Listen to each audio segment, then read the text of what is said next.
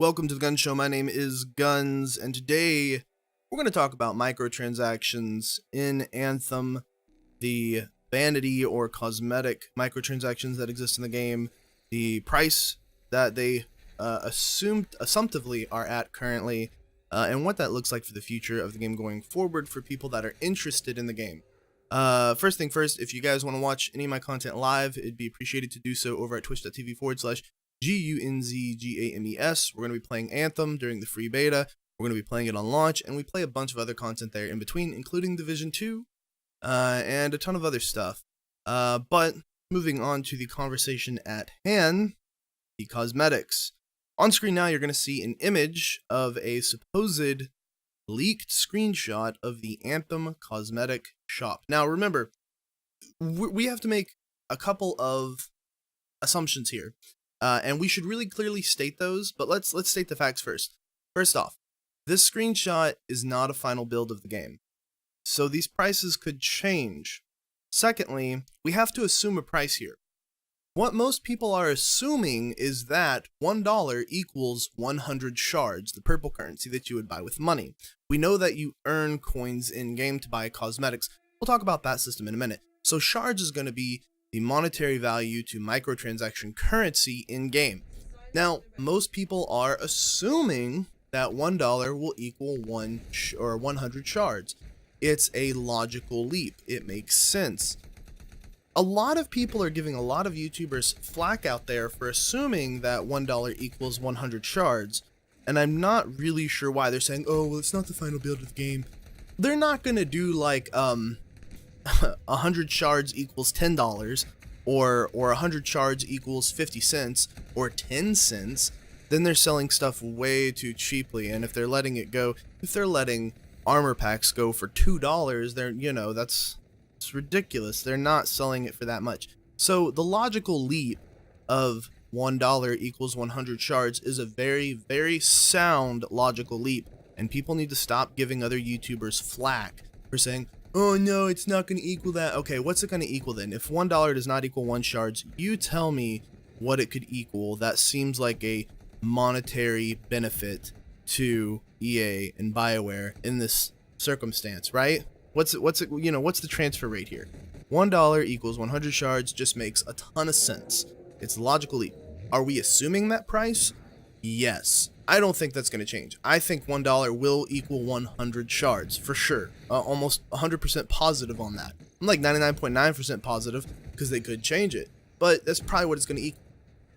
What will or could change, I should say, is that the actual shard price of some of these cosmetics you see on screen. So follow with me here into my theory of my cave of theories here, okay? The tinfoil hats on, if you will.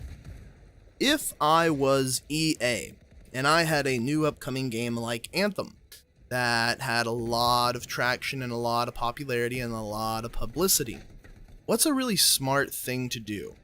Do you release a screenshot of what you think are good prices? Right? So let's say you leak this screenshot out of your cosmetic store of what you think are good prices. And people are smart, they can put 2 and 2 together that $1 probably equals 100 shards, so an armor pack equals $20, and a material like the diamond metal plate here equals $8, or an emote is $12, right? People can put 1 and 1 together, or 2 and 2 together, whatever. So we leak this screenshot of possible prices, and then we gauge public reaction. If public reaction to this screenshot is bad, okay, well, let's lower our prices. How much do we lower it by? Well, here's the trick. If we released this screenshot, we leaked this screenshot beforehand, no matter what we release our prices at, as long as they're lower than this screenshot, they're gonna look at us like the good guy, like, oh, see, they didn't have it at that hiked up price. They're reasonable prices. But, like, let's say 2,000 shards is $20, right? And remember, we're assuming that 2,000 shards is $20, okay? Well, what if it's 1,500 shards? So it's only $15 for an armor pack, right? That seems way more reasonable. Yeah? In reality, that's really not that reasonable. I think a reasonable price, well, we'll talk about reasonable pricing in a second, but let's continue on with the tinfoil hat theory here. So we release this screenshot, we gauge public opinion. Public opinion's bad. Okay, well let's lower the prices. No matter what happens at release, because we lowered the prices from the supposed leaked screenshot, we're going to be seen as the good guy because we're giving them reasonable prices, right? So if EA is following that logic, and EA is a smart company with tons and tons of bean counters and accountants and all that kinds of stuff sitting over there to gauge public reaction and see where everything's at and then figure it out, okay, really release it a little bit below, and then those prices seem very reasonable to the public and we don't get any backlash from it on release day. But the prices are still enough to make us a lot of money. Here's one of the things you got to think about as BioWare/EA. There are 4 javelins in the game. People are most likely going to be playing 1 or 2 javelins as their main. These are their javelins they go to. Probably something like a ranger and a storm, or an interceptor and a colossus, or, you know, one of the two. Just to kind of mix and match to have different status effects and fit better in groups. One, because everybody's going to be playing the storm, so you better have an alt, because you don't want 4 storms in a single group. That's going to have some bad mixture there in terms of group composition, right? So, if, let's say you're playing 2 javelins as your main, and they release an armor pack, and let's say they lowered the prices to be fair, quotation marks, $10 an armor pack, okay? Well, that means, oh, there's one I like this week for my storm, and there's another one I really like this week for my javelin, or for my ranger. That's $20 I spent on skins in a single week. And next week they're going to release some more skins and some new materials and some new emotes. I think that this screenshot was definitely a test of public opinion. And I think that this test of public opinion is going to influence how they can gauge public prices on release. And so I think that's going to change, shape what their final price is on release day. I don't think these are the final prices. And again, we're assuming $1 equals 100 shards. So what we're looking for is the shard value to change. I'm pretty confident that $1 is gonna, it's sound arithmetic. So the shard price is probably gonna change. What's that gonna change to? Well, if EA wants to be kind of greedy, probably 1,500 shards for an armor pack, 600 shards for a material, like fabric or the diamond plate, and then like $10 or 1,000 shards for an emote, right? That seems like greedy prices, but people will pay it. However, if they wanted reasonable prices that people will absolutely pay, $10 for an armor pack, $4 for fabric, right? 600 for an emote. And yet these prices still work in their favor because they're probably going to have $10 shard pack, a $20 shard pack, a $50 shard pack, and a $100 shard pack.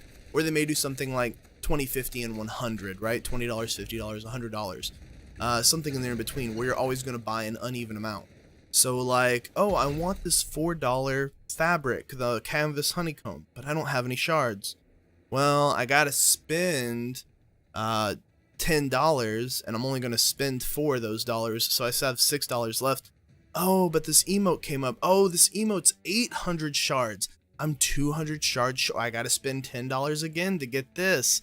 Oh, I'm 400 shards now. I can't afford this awesome new armor piece. I got to spend $20 now in order to get the 1,200 shards that I need to buy the armor. So you see where that kind of arithmetic works out from players spending. And trust me, they have people that look at this kind of stuff all the time in terms of how do you get a player to spend more, what causes them to buy stuff in the shop. If they're short some, this is why they do uneven currency things. Like if you buy a $10 pack, you get 1,000 shards. If you buy a $20 pack, you get 2,200 shards. They give you 200 shards extra. And they're like, oh, they're being so nice. But they're not. Because if an armor pack is, let's say, $20, and you spend those 2,000 shards, and then a graphic comes up that you really, really want, right? And it's like, oh, well, I'm 200 shards short of that graphic. Gotta spend $10 to get that. So you see where they're going with that kind of mental arithmetic into enticing players into spending just a little bit more, just a little bit more, just a little bit more, right? The question is, Do they change these prices before release, or is this the final price? Do you think armor packs are going to release at $20 essentially? And again, we're assuming $1 equals 1 shard, which is a fairly safe, logical assumption. Don't give me shit that, oh, it could not equal that. Well, what's it going to equal then? You tell me what's it going to equal. If 1 shard does not equal $1, or $1 does not equal 100 shards, is $2 going to equal 100 shards? Well, that's unreasonable. Is 50 cents going to equal 100 shards? Well, then it seems like BioWare's undercutting themselves a little bit there. It's whether the price of the armor packs and the cosmetics and things like that change in price, whether they go up or down. And I think they're going to go down. I think they're going to go down by about 25% before release, bare minimum, maybe 50%. It's interesting to look at this and to look at other systems like Fortnite. Like, why is Fortnite so profitable as a video game? Well, it's because Fortnite, and I personally dislike Fortnite, but it is the most profitable video game ever, period. It has made Epic pretty much a gigantic freaking megastar in terms of monetary value and publishing, and that's why they have their own store now, right? And it's because Fortnite's fair to the consumer. When the little kid goes, asks mommy and daddy, can I have $10 for a skin in-game? Oh yeah, Timmy, I can give you $10 once this month for that one skin that you want. Then Timmy asks the same thing next week or next month. And so they get $10 out of this kid every single month because his parents could spare $10 and it makes him feel happy, right? Or the season pass is $15 or $20, you know? So because they make those prices reasonable to parents, oh, it's $10, you know? What's $10, right? What's $15 or $20 once a month? It's reasonable. That's the question here with Anthem, because the people that are going to play Anthem aren't 12-year-old kids. They're mostly going to be adults between the ages of like 18 and 34, right?